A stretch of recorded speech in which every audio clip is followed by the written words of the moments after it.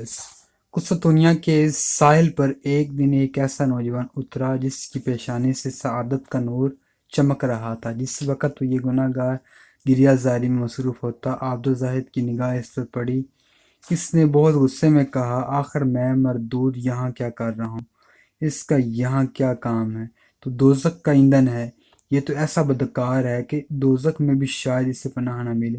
یہ باتیں سوچتے ہوئے اس نے دعا مانگی کہ اے میرے خدا، میرا انجام اس مردود کے ساتھ ہرگز نہ جوڑ۔ وقت یہ دعا مانگ رہا تھا تو حضرت عیسیٰ علیہ السلام پر یہ وحی نازل ہوئی کہ گناہ گار اپنے گناہوں پر شرمسار ہو کر اور توبہ استغفار کر کے جنت کا حقدار بن گیا، کیونکہ جو ہمارے دروازے پر عاجز بن کر آئے ہم اسے مایوس نہیں کرتے اور اس کی دعا کو فوراً قبول کرتے ہیں۔ اور چونکہ عابد الزاہد نے یہ دعا مانگی تھی کہ اس کا حشر اس کے ساتھ نہ ہو، اس لیے اسے جنت کی جگہ دوزخ میں داخل کیا جائے گا۔